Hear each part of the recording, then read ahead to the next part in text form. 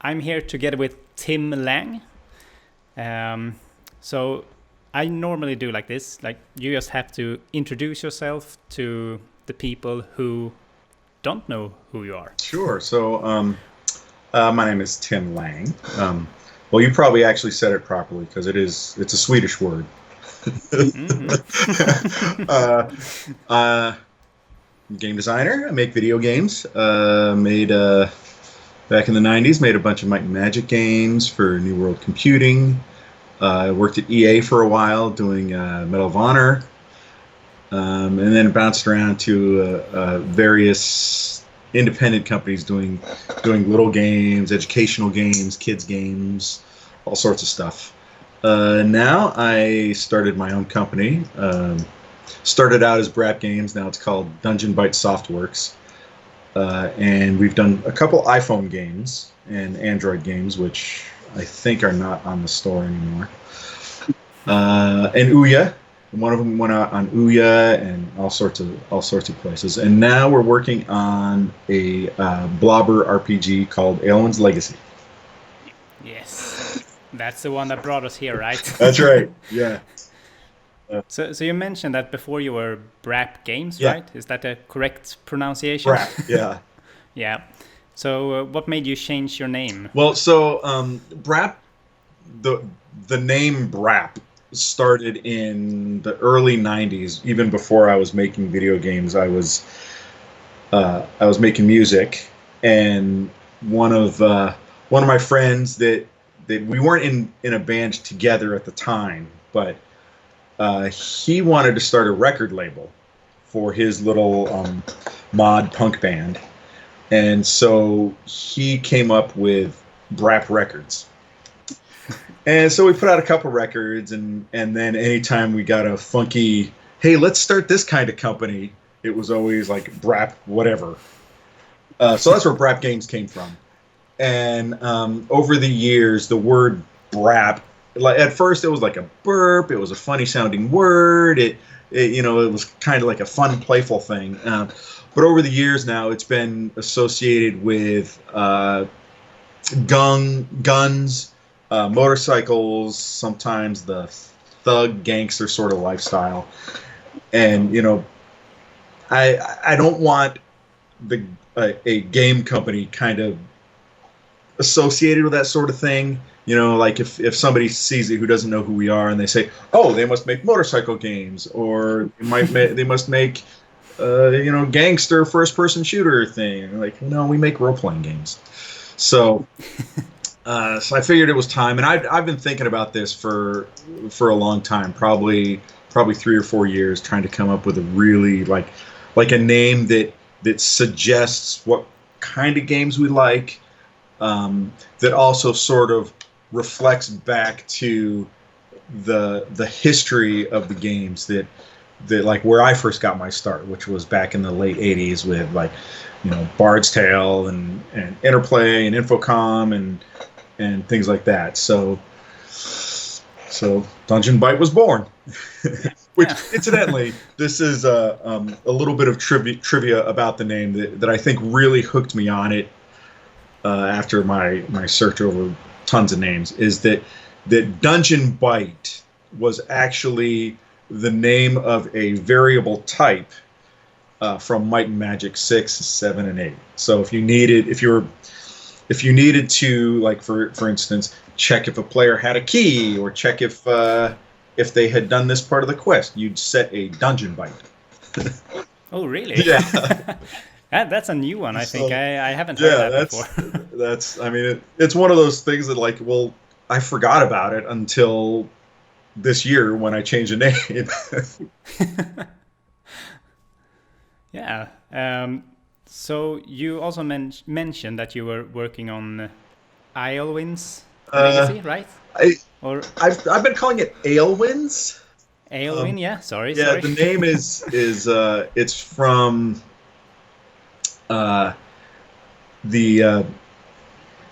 roughly the name itself comes from the Viking invasion of England. So, like, there's, if you ever seen The Last Kingdom, there's a lot of similar names like Aelswish and Aylesworth and everybody was named that back then. So I thought it was a fun little bit of influence from the Nordic English conflict stuff that I've always really liked.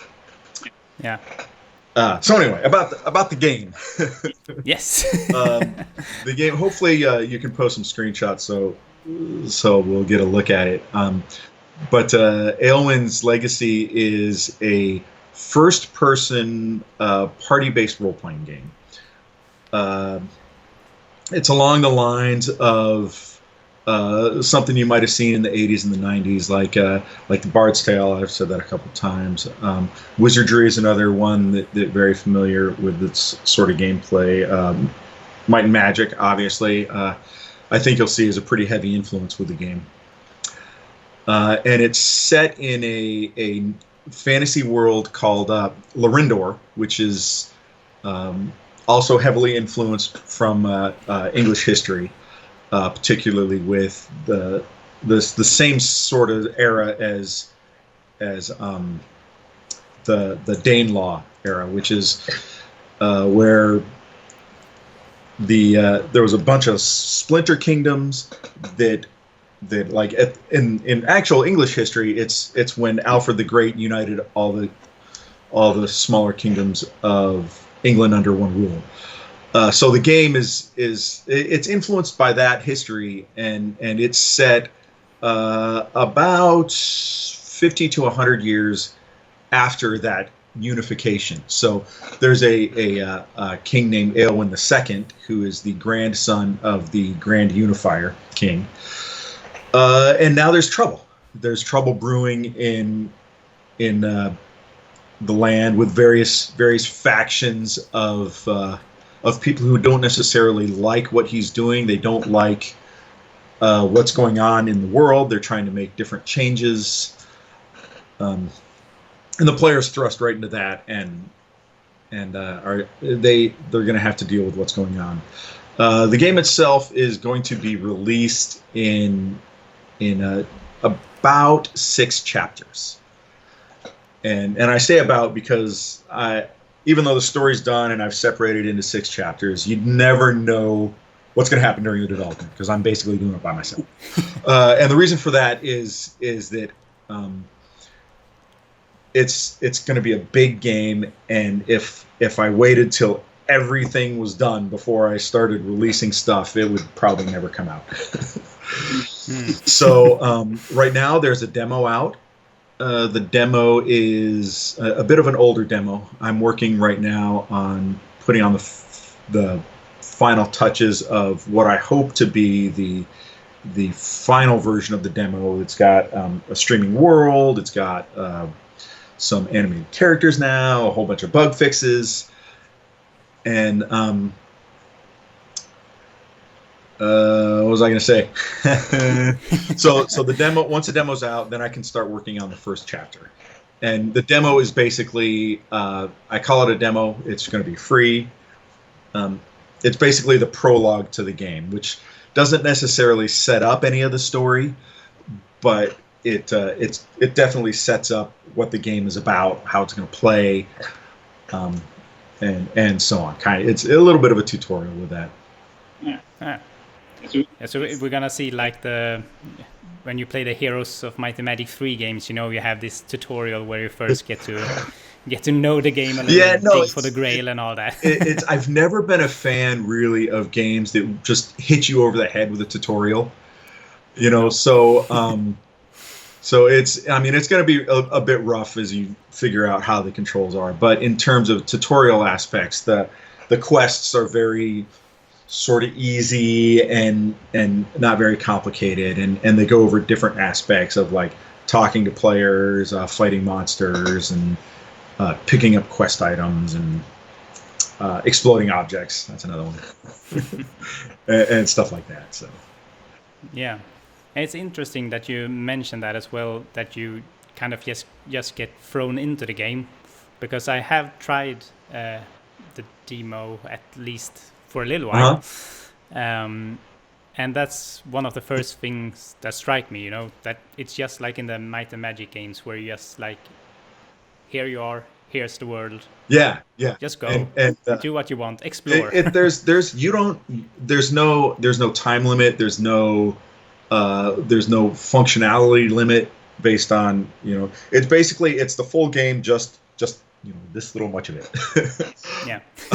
And you can go, well, you can't necessarily go anywhere, because there is areas that will block your progress. So that the outside world is completely open. It's a streaming world.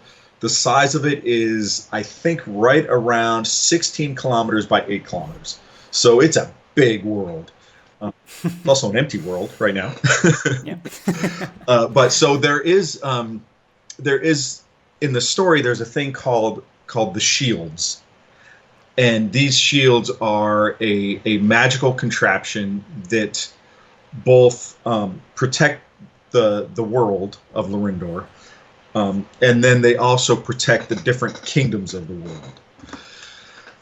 And so they're a magical barrier that you can't go through, although in a lot of places there is gates that you can travel through. And the benefit for me as the developer of these gates, or of these shields, is that I can sort of control the player's movement, so they can't go outside of the area that I've already built into the area that's still really empty. Yeah. So it's a pretty good thematic way of controlling the player, and it's also a big part of the story. Part of the story with what's going on, not just the political upheavals, but in places in the world, this shield is breaking down, and in those areas, there's been this invasion of world they call it the Rot, and it's a place where things don't grow. It's very inhospitable, except for the monsters who thrive there. So that's another part of the plot that the players are going to have to unravel: is why is the Rot invading? What can we do about it? Can we slow it down? Can we stop it? Can we make it happen faster? All those sorts of things. So there's going to be a moral choice there, and the player's going to have to decide which side of the shields that they're going to be on. Yeah. And I also took a look at the stats in the game, which kind of reminds me a lot of Dungeons and Dragons. Is there a lot of influences from that as well, or is it? Yeah, that. I mean, I think that honestly, with any sort of modern interpretation of an old school RPG, there's always going to be influence from Dungeons and Dragons. Maybe more modern RPGs don't have that quite as much, at least that they know. But all the original role playing games from the '80s were just guys who wanted to make a computer version of their D&D campaigns. Yeah. and I'm no different. I grew up playing D&D, and I still, on occasion, have played in and run campaigns in the last 10 years. So yeah, there's definitely influences there.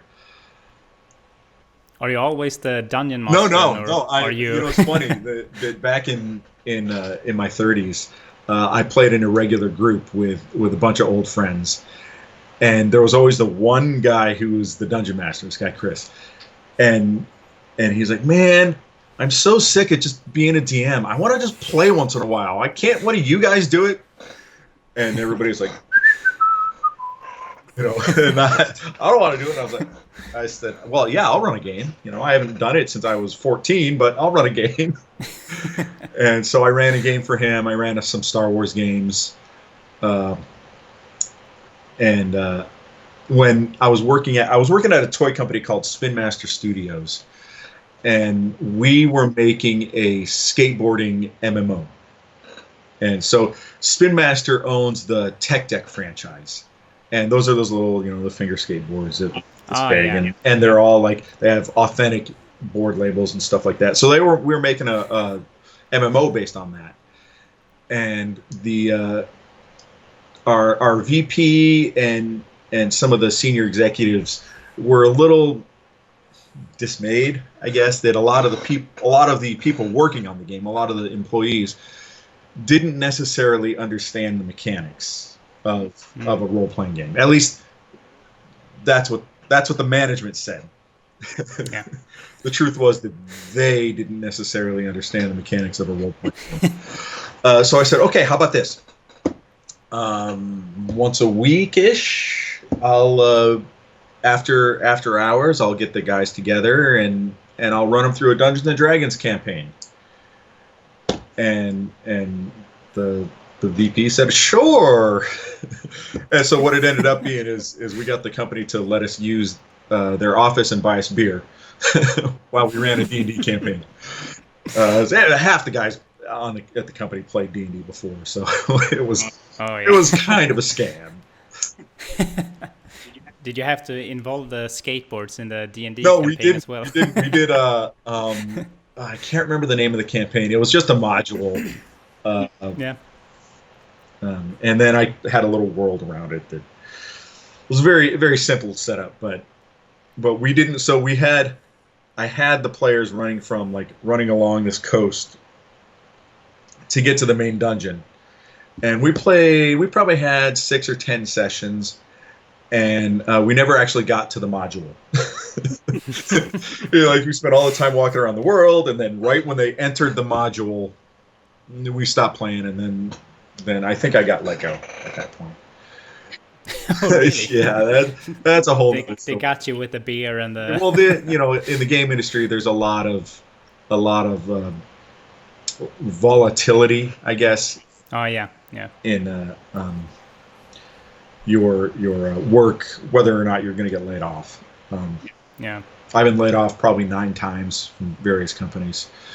After they ran out of money, the game got shipped, and then they ran out of money. The company closed down. One time, this one company I worked at, we had just pitched a game to Sony. Sony said they loved it. They were going to fund a demo. We got out of the meeting, high-fiving each other. And then the lawyer called, said the company shut down. Oh, no. Yeah, that one was especially rough because that was a fun little game. Can you tell anything more about so it? The company you've heard of, they were Nival, and so they made a bunch of the new Heroes games. They brought me on because they were both doing contract work for EA. And they were doing work for Ubisoft, so they said, this guy knows Might and Magic, and he knows Medal of Honor, so he's perfect. So the game was called Pigeon Drop, and it was a fun little. It was also going to be an open world game where you flew around as a pigeon, and your whole goal was to poop on innocent bystanders. And then just cause chaos. So you dive bomb somebody, and then they'd run around like, oh god, oh god, oh god. They'd run into people and then panic and run into the streets, and cars would crash, and it was going to be a lot of fun. Yeah. I really wish that I was in the meeting when you pitched this to someone. We had a video that we showed them, and oh yeah, and they'd known about the game for a while. We had one of the producers of the game also worked at Sony, so he helped us get in, and he pitched it to them already, and they were pretty stoked. And yeah, so I wish I still had the video. It was I might have it somewhere. I don't know. It was pretty fun. You're gonna have to dig through. Yeah, I'm gonna have to dig. I don't throw away anything in game development, so I probably have it. Oh, really? Yeah, I still have design documents for Might and Magic 9. Oh, nice. I thought, or wasn't it like Might and Magic 9 that sort of didn't have a game design document at first, or am I really? No, it did. As far as the technical aspects of the game design document, like the hit point formulas and stuff like that, we've been making these back to back for 5 years.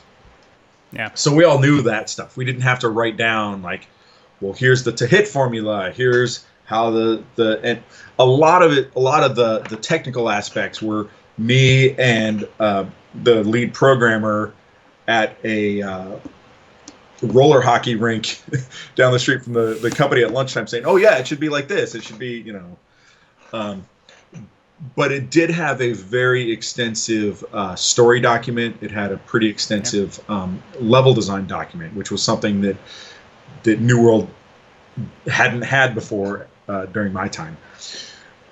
Basically, when we were working on Might and Magic 6 and 7, they'd come up to us and say, "Hey, the level's called Garrick's Forge.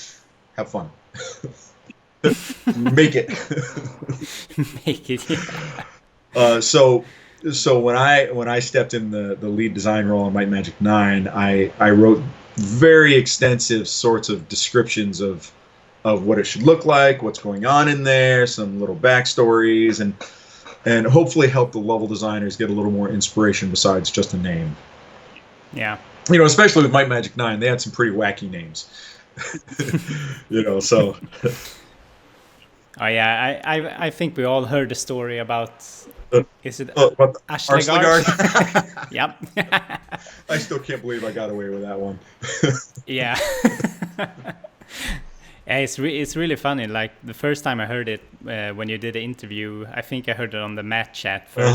Yeah. And you know, it kind of rang a bell. You know, since I am Swedish after all. Yeah. So it was like, did he just say what I think he the said? funny thing is even in America, we know what arse is. Everybody knows what arse is. True. You know. Yeah. So you know, I just wanted a word that sounded sort of like Asgard, but wasn't Asgard, and throw a bunch of letters in there, and you're good to go. We were all a bit wacky at the time, anyway. Yeah. So would you say that, like, with Dungeon Bite, are you like trying to get some sort of a, I don't know if it's the correct term to use the word revenge in this form, but you know, like. I know what you're saying. And it's not necessarily revenge, but. Yeah. But after the reception of Might and Magic 9, and you know, well deserved because it was a half finished game. I always felt a little bit responsible for that, despite my efforts to. I mean, I knew we didn't have a lot of time, and so we cut a lot of things. We cut a lot of corners, and I still felt like it was kind of my fault. Like, I'm the guy who ruined Might and Magic, and so there is a bit of apology in there in Aeolwyn's legacy. Like, you know, I'm sorry I ruined your favorite game of all time. Maybe this will make up for it. But you know, the funny thing, I actually got like some chest pain when you said that. It's like, you don't have to think like that. The funny thing about Aeolwyn's legacy is it didn't start out as this first person fully 3D blobber. Yeah. I'll send you some screenshots of its original incarnation, which was the very first design of it, which I did probably 10 years ago. It was a third person sort of silly, goofy-looking RPG. Like, at the time I was playing a lot of Minecraft, and I said, "Well, this is low res. It's really simple artwork. I can do that in 3D."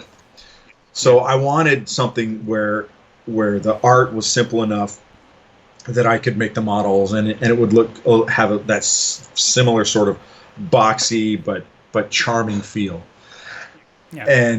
And so I worked on that for a while, got a little demo going, and then I think I got a job or something happened and I couldn't work on it anymore. And then about 2 years ago, I came back to it, and I said, well, you know, 3D's too much. I'm going to focus on doing a 2D top-down sort of game along the lines of Ultima and Questron. If you ever played Questron, Questron's kind of an obscure RPG that the company who made it got sued by by Lord British because he thought he copied Ultima 4 too much. Oh. and so it was going to be that almost I don't want to say identical to its look, but that's sort of the style I was going for. Yeah. And so I made another little demo of that. That fortunately gave me the core mechanics for Aeolwyn's Legacy. It gave me a lot of the skills, the setup, a lot of the core of the game came from that demo. And I showed it to a bunch of different people, and they said, "This is not very fun." And I showed it to a couple people who've always been Might and Magic fans that I've talked to over the years. And one of them finally said, "Why don't you just make it in 3D?" And I thought about it, like, it's going to be too much work. But there is a lot of pre-built assets and technology in Unity, which is what I'm using, for 3D. So I could just take like a first-person shooter thing and combine them together. And I did. And it turned out to be kind of fun. Yeah. And this is just walking around in the world and talking to people, and I was like, you know what, I'm going to go with this, and that was about maybe a year and a half ago I did that. So here it is now.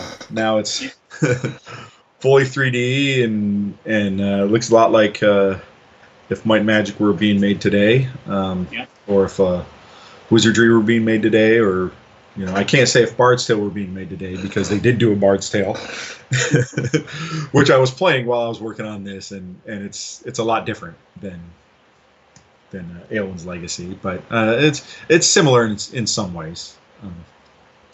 Pretty good sort of reference when I say, well, like when I was designing the new save and load screen, I said, well, how does Fallout do it? How does Bard's Tale do it? How does I looked like Fallout, Bard's Tale, Legends of Grimrock, all sorts of different games before I came up with what I think works pretty well. If you saw the old one, you probably didn't see the old one. It was ugly as shit. I actually think I did. I think I remember like starting the game as well, and it had this like really weird looking font. Yeah. There was the very first demo that I publicly released. It was pretty ugly. It got there's a thread on one of the RPG forums, RPG Codex, where they were just brutal. They're like my 3-year-old could make better art than this and stuff. And it was a good time for me to say, well, let's step back and take a look at this UI, and mostly what they were complaining about was that the UI looked kind of childish, and I'd gotten so used to it after seeing it for a year that it was like, well, it's it's UI, it looks fine, and but so it gave me I spent a lot of time revamping the UI after those comments, and it worked out for the better, fortunately. I think it looks a lot better now. I was more impressed this time than the first time around. So would you say, like, is there any sort of like a community around your new games as well? There is. It's small right now. So we have a forum that's pretty. It's a ghost town, but we do have a fairly active Discord channel. And that's pretty much where I spend most of my time. If you go there, you want to talk about the game, you want to talk about other games, you want to talk about game mechanics, you want to talk about we talk about all sorts of stuff there. So I think that's really where the community is gonna really explode, is that Discord channel. Yeah, I'm sitting here like, I know this, but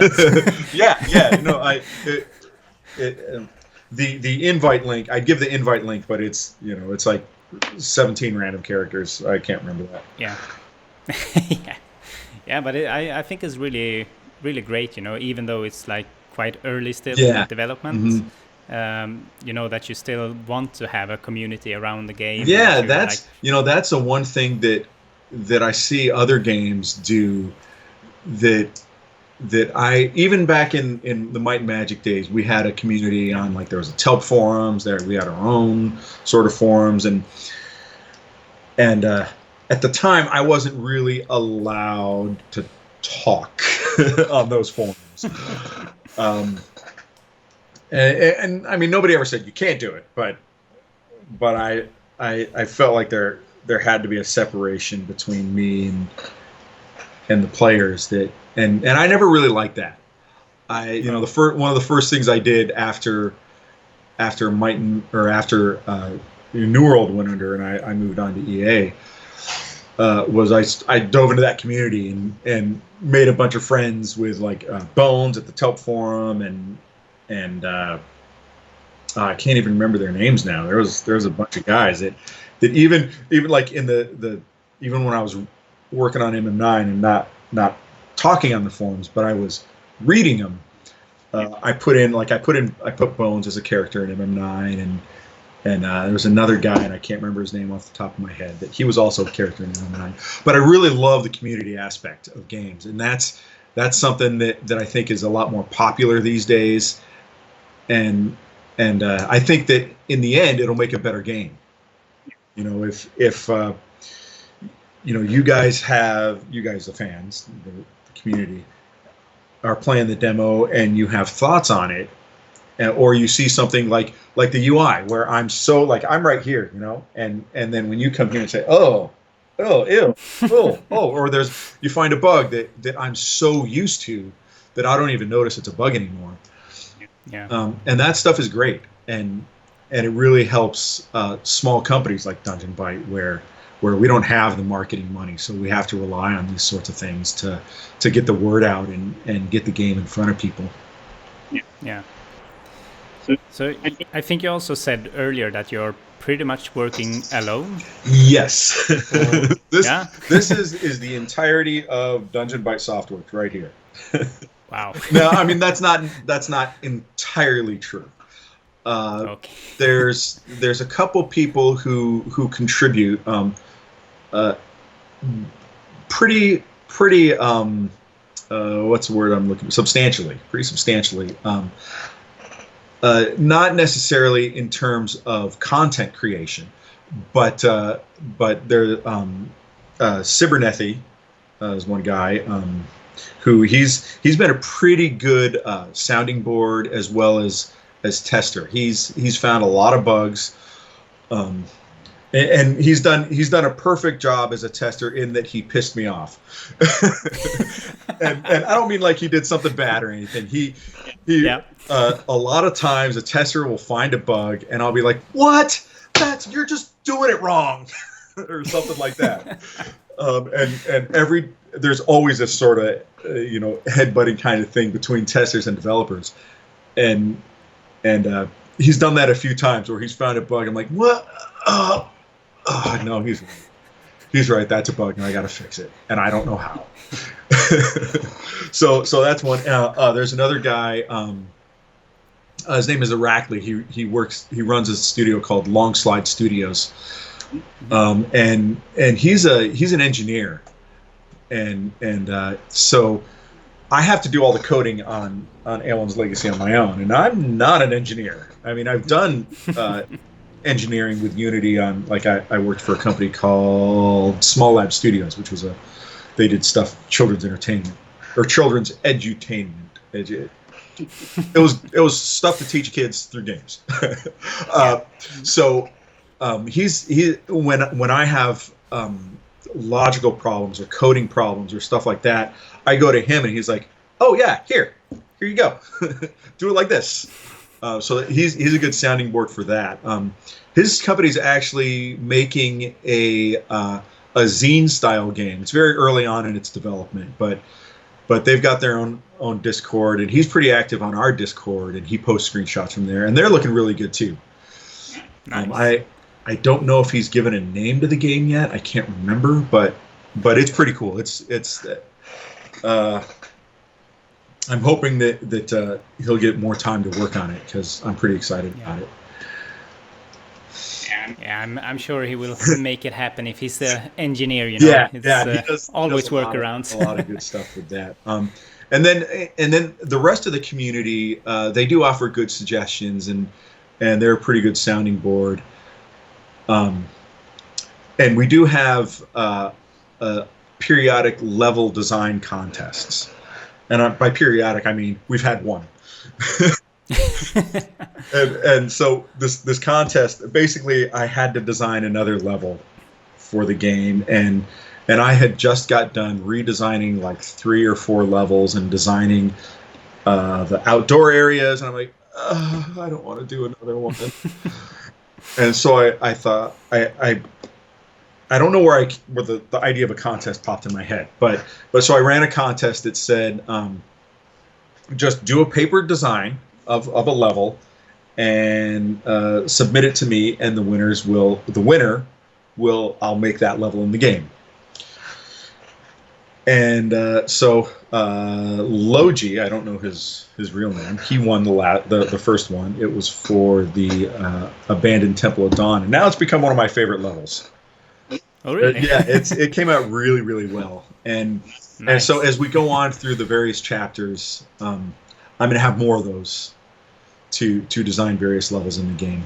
So yeah, I think I picked something up on the Discord as well. Like, oh, congrats on getting a level into the game, so and I was like, how did he do that? I think he won just before you joined. Oh yeah. And so there's still screenshots of that level up on the screenshot channel. And then there's a few people contributing music to the game. So an old friend of mine, his name's what's his composing name? Anthony J. Wardzinski.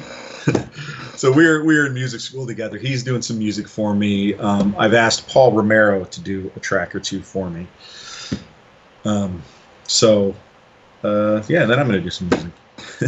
So there is the point being, I guess, there is other people helping me, but it's like a very tiny pie slice of all of the tasks that need to be done.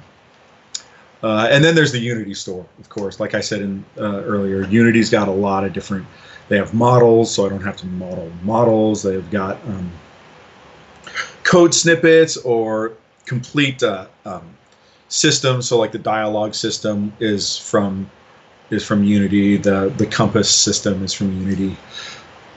Stuff like that. So if it's something that I want and I don't want to take the time to do it, and somebody else already did it, might as well. You know. Yeah. Do you make any remakes or something, like try to make the assets unique, or is it just like copy paste? A lot of them are copy paste just because I don't have the time. One of them is the Unity Knight. Apparently, is a very common guy who's right now playing the role of Guard Captain Amel. But on the UI, I've made substantial changes to that from the original UI app that I got, and in various places. I haven't really gotten into the 3D modeling of the characters, but all the dungeons are not Unity assets. Their textures are. Some of the models that are in there are Unity assets, but the dungeons themselves, how they work, how they look, that's all me. So what would you say are some main differences when you create a game like now in modern days, if you compare it to the older days? So it's easier and harder. If that makes any sense. So it's easier for a person by themselves to do a complete game. And with Unity, with Unreal, they've really made that a lot more accessible than what it used to be. Like back in the early 2000s, there was a game system called Torque, which was sort of the predecessor to the one-man shops sort of idea. and even that, you had to know C++, and you had to be able to recompile the code. And Unity, you don't have to do that. In Unreal, you don't even have to know code. You just do like their blueprints, their graphical blueprints. Yeah. So that aspect is easier. The part that makes it more difficult is you have to have a lot bigger attention to detail. You have to be more mindful of how things look in the real world. So, the one thing that really struck me playing back through Might and Magic 6 is how empty those levels are. Yeah. And, they're basically just large empty rooms filled with monsters. And they're very boxy. And as you go on in Might and Magic 6 and Might and Magic 7, Might and Magic 8, you see, I mean, at least I see, the progression of how much better we got at making those levels. Yeah. So, like, if you look at something, say, like Corlegon's Estate, which was one of the very first levels I did in Might and Magic 6, it's very boxy, very, like, a lot of straight lines, and then you go to Garrick's Forge, which was a lot later on. It's a lot more sophisticated.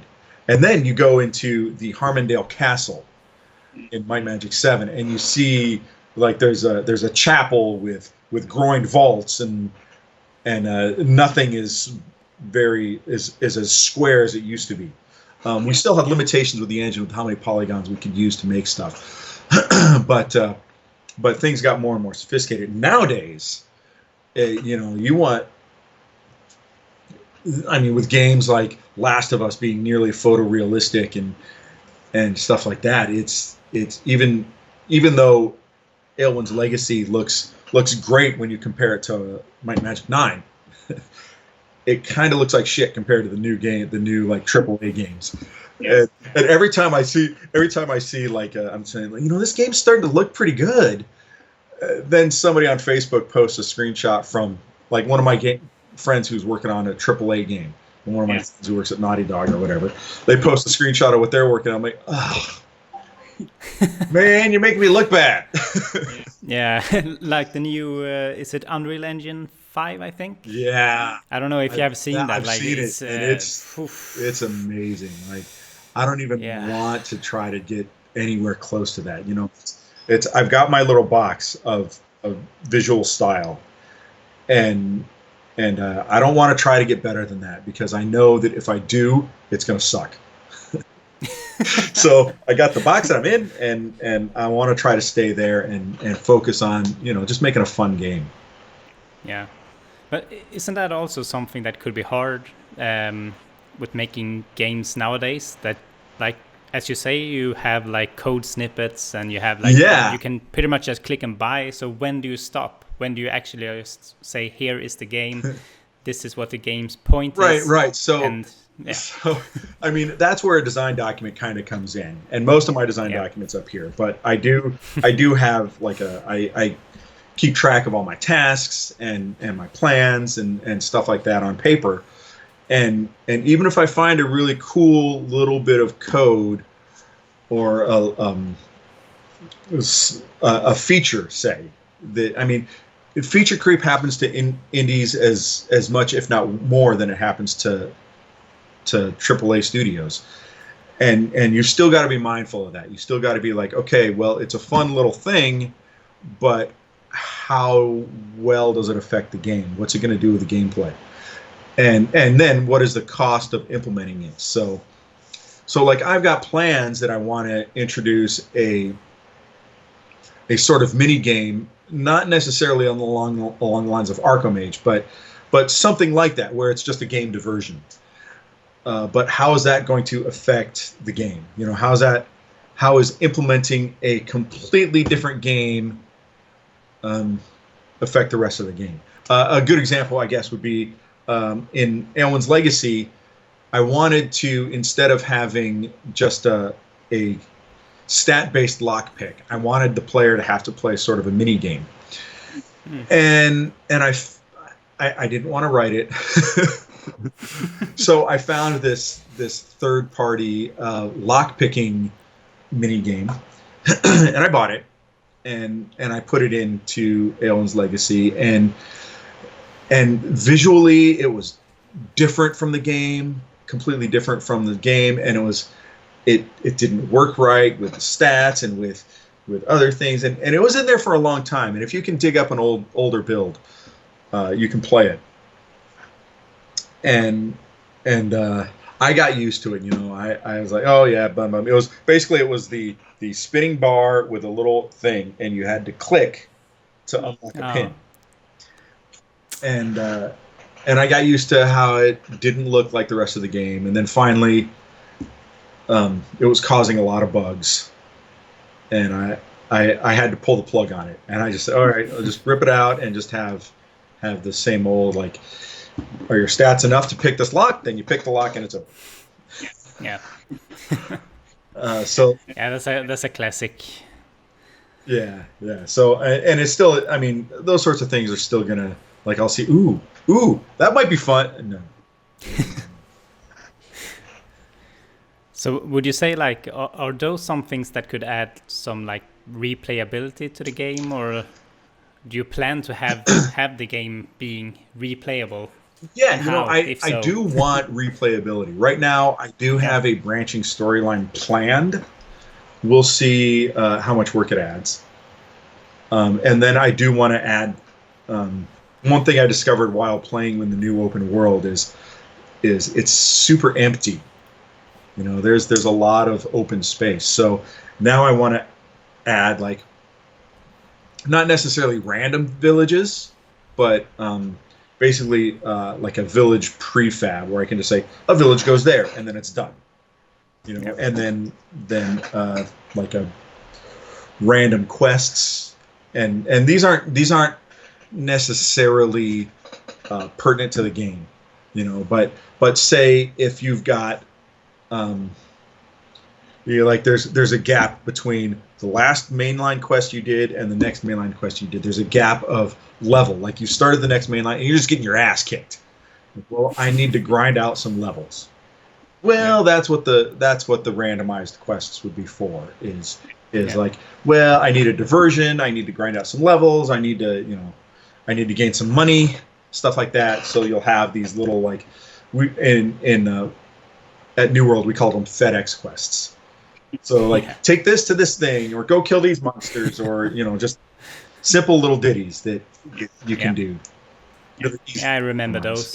Go get some cheese, or like, give this letter to this guy in this house. Exactly. And yeah, good memories. So do you have like, you're gonna have different types of classes and all that in the game as well? Are those set and done? Yeah, for the most part, they're actually, like, it's. So I've chosen to go with the like Might Magic 6, 7, 8 style of there's a class and you have 2 levels of promotion. After avoiding the even though I thought the branching class system from Might Magic 9 was really interesting, it just didn't work all that well, and it created a lot of kind of logic bugs that I don't want to deal with. So yeah, there's how many classes right now? I think there's 7 or 8 classes that are in the game right now. I have a spreadsheet with like 20 classes. Right now I'm like, oh, because I come up with a theme for a class, like swashbuckler, pirate. Oh, that'd be cool. But those are planned for the future. So the classes that are in right now they're it. For now, until I decide I want to add more. That's one of the nice things about being an indie developer. Nobody can tell you no. And nothing in the game is final until it, or nothing in the game is nothing in the game is final, but everything in the game is final until it isn't. Yeah. So I've got the luxury of saying, well, I want to change this class, and I mean, you might get players upset that you nerfed their class or something, but whatever, it's my game. But I can also add classes if I feel like. I can add an extra level. I can, I can do whatever I want. I mean, there's also the downside of, well, that can get you into trouble. So you still got to be a little bit disciplined. I'm on a couple of indie Facebook groups, and a lot of times I see people posting about, like, man, I just wish I could finish my game, but there's this new shiny, and I find myself saying, stop, focus, get your game out, and then play with a new shiny, because there's always going to be a new shiny. And then I get a lot of people who say, I want to create this epic Grand Theft Auto meets Fallout meets Skyrim, and they've got all these grand ideas, and I find myself saying, okay, scale back, find what your core is and just make that, and then just tack on things to your core, and eventually it'll get as big as you want. Yeah. As long as you don't get distracted by the new shiny. Yeah, exactly. Start with one level first. And It's like, no, I want everything. Yeah, exactly. And that's the danger of, I think, any sort of creative endeavor is if you've got these grand ideas, like take the Wheel of Time. If you ever read the Robert Jordan series, that's a huge epic series, or Game of Thrones is another one. Very epic series, and I think this is one of the problems that George R.R. Martin has with his writer's block right now. It's this huge. Let me get my hands out of the screen. It's just a huge world, huge task, huge everything, and when it's like trying to fathom the concept of a trillion. Your brain you can't handle it. So you've got to break it down into focus, into the small bite-sized chunks that you can get done. So like with Aeolwyn's Legacy, which is going to be a big game when it's finally finished. My first step in that big game is to break it into smaller chapters. And then those get broken up into smaller tasks, but I'm very focused on I guess you'd say minutia. Every task I have, I make as small as possible, and then eventually, those tasks get completed, and the small tasks become big tasks that are completed, become new releases. So it takes discipline, and in George R.R. Martin's case, I think that's his problem. He's focused on the big scene. He's probably intimidated by the movie or the shows that came out, and probably How many seasons are there of? There's 8 seasons, but 8 seasons. He's only on book 5, I think. Really? Yeah. Wow. So and it. He can't be intimidated by the movie. He's already said it's going to be different. Let it be different, and just sit down and go. I read this article between him and Stephen King, and Stephen King is a writing machine. He just pumps them out. I mean, not quite like, say, Piers Anthony and the Xanth novel guy, but Stephen King said, or George R.R. Martin said, I don't know how you do it. I don't know how you sit down and you pump all this out. And Stephen King said, I just sit down and write. I'm not distracted by the new shiny. I don't have it too big. I focus on, what's in front of me and just go. And it's the same thing with any art. And games are exactly that same sort of thing. Yeah. Stephen King, I have to say, is incredible. even with smaller stories. Yeah, I've always loved him. I haven't read a lot of him lately, but I did read his book on writing. Oh yeah, and that's really good. That's good. As a guy who does his own writing, it's good inspiration. Fortunately, I'm not somebody who's ever really been stuck with writer's block, at least not since college. Yeah, that's a whole other story. Yeah, exactly, right. So, will we have any any sort of editors or like some modability or something to the game, or is it maybe? maybe?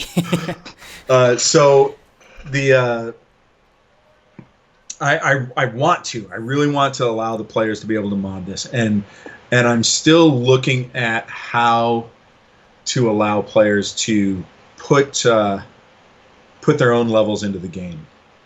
Yeah. Now it's Unity, so I'm not going to stop anybody from hacking it. I just ask you that when it's for sale, that you buy it, and if you hack it and give it to your friends, PayPal me a couple bucks. I'd like to be able to make this game for a living. Yeah. But there is a couple of roadblocks that might make it a bit difficult, and that's based on Unity. So, like I'd said earlier about the Unity assets that I've used, one of those is the dialogue system, and the dialogue system is fairly intertwined with the rest of the game. So that's where the save system is. That's where what else is in there? The quests are in there. So that's something that I had to pay for, and I can't release that as an editor. Yeah. So if a player went and got that dialogue asset system and imported it into their Unity, they could use it to make quests for my game. Yeah. So in other words, maybe. Maybe. Yeah. It's a tough spot. If you know Unity, you'll be able to make levels for it. If I can figure out a way to import assets, they're called asset bundles. I haven't used many of them yet in Unity. So if you can import asset bundles into my game, then you probably could do it. But I think what it's going to end up happening is it's going to have to be me working with a modder to get that to work. Yeah. Sort of like how I worked with Bones when he made the 1.3 patch for Might and Magic 9.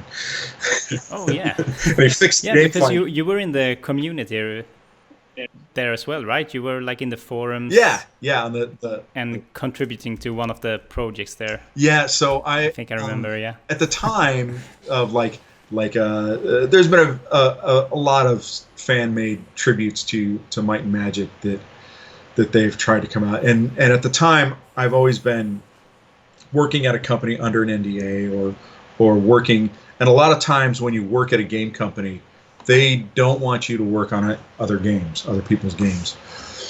So I couldn't get directly involved, but I did stick around as kind of an advisor and sort of be the I guess the master of lore for them, and then try to steer them away from feature creep or stuff like that. But none of those games ever were finished, unfortunately.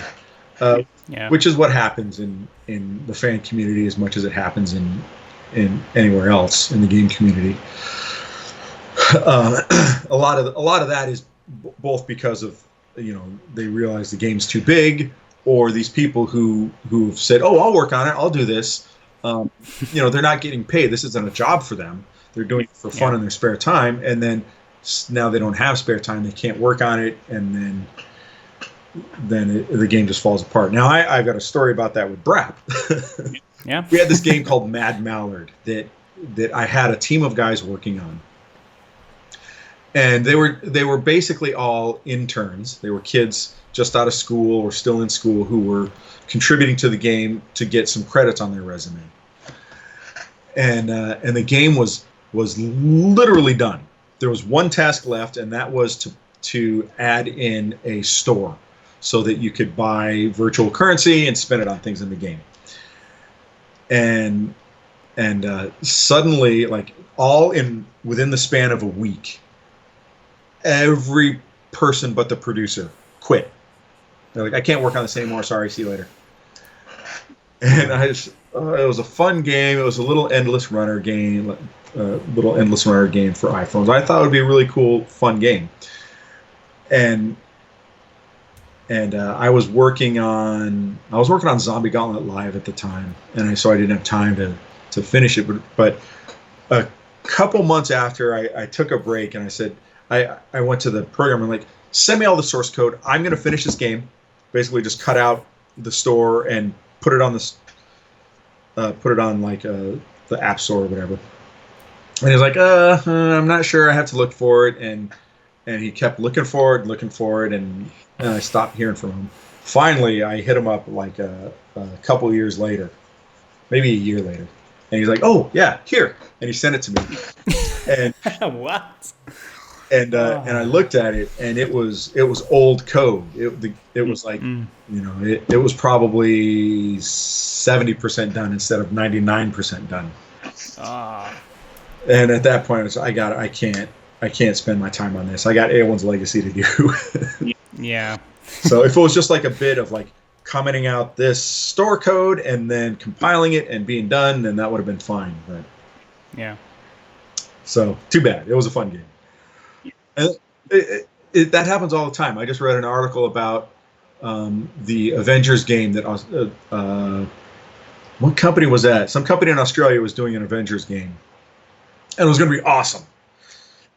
And a very similar thing, like except this time it was from top down. The executives showed up one day and said, "Everybody, pack your bags. The studio's closed." You'll hear it 100 times. I was thinking, like, I was thinking for some time that, like, I want to get into the game industry sometime. It's it's maybe not. It's a rough industry. It's very It's very volatile as an employee. It's probably extremely risky as a producer, or as a owner of a company. I mean, there's a lot of guys I know that are indie level guys who've been making a career out of it. There's a lot of guys that did it for a while, and now they're too old, or they've got a family, and they're like, I'm going to get a job making spreadsheets.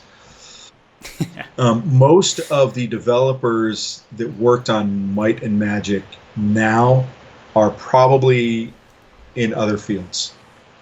I know a lot of the guys are in IT now. A lot of the designers work in IT.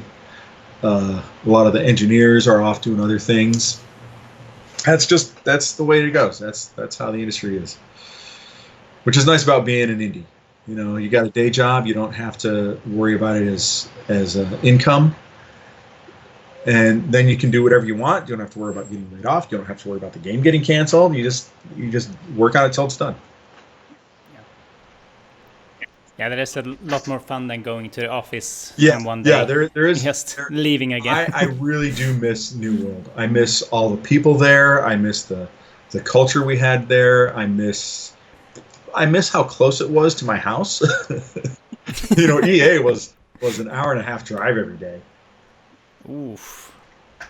Yeah, I remember like talking about EA and all that, and also like going back a bit to the graphics, where things kind of turn into almost real-looking things. Yeah. I think it was in some other interview. I don't remember which one now. But you were talking about like blending into the environment in the games. Oh yeah, I was talking about Medal of Honor. Yeah. And that was. Well, Medal of Honor and Gears of War. So, and this is something that it's one of those realism for the sake of gameplay issues, and in Medal of Honor, what we discovered was that camouflage works. So we're trying to shoot the Japanese soldiers that we're fighting against, and we can't see them because they don't stand out of the background. And so we had to take a little bit of artistic license to make them stand out a little bit more. And my experience in the first Gears of War was that same thing, that I'm already not a very good console first-person shooter player. Yeah. And then these guys are very hard to distinguish against the background. And and so I gave up because it was just too hard to tell who's where.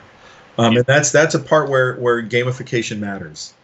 And there's a lot of different things you can do. You can alter their brightness, so they're a little bit brighter than their background. Some games they'll add like a little outline around them. So yeah, there's a couple different solutions there. They both will take away from the realism, the outline a lot more than the other. But if it makes the game more fun, then it's worth it. Yeah, I don't know if you have played Fortnite. I haven't played it myself.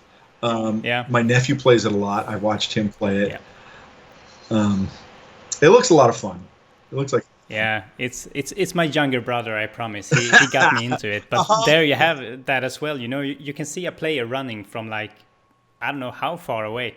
So as long as like the environment around us is rendered, you can also see the player real well. Yeah. So that's that in a game where it's player versus player combat, that really matters. Yeah.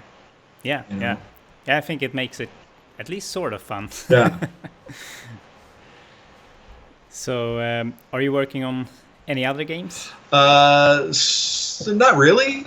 No? I've still got Zombie Gauntlet Live on the back burner, which is it was supposed to be a precursor to another idea I had called Project 2137. So they're set in this dystopian future world. Zombie Gauntlet Live it was a first-person shooter. I started it because I wanted to get a game out, and it seemed to be an easy thing to do, and it turned into a little more complicated than like feature creep. I actually got really stuck on the AI and then said, why am I working on this when I could be working on something I really want to work on?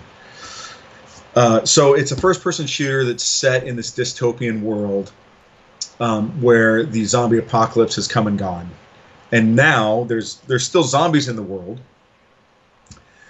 and it's turned into a sort of Running Man kind of game show, where it pits a single person against hordes of zombies, and so you have to run through, like, there's a couple qualifying rounds where you had to go through in the studio, and then they would send you to on location fighting zombies, and the player has to escape from this and uncover, like, if there's an entire game show where players are mowing down hordes of zombies, where are all these zombies coming from?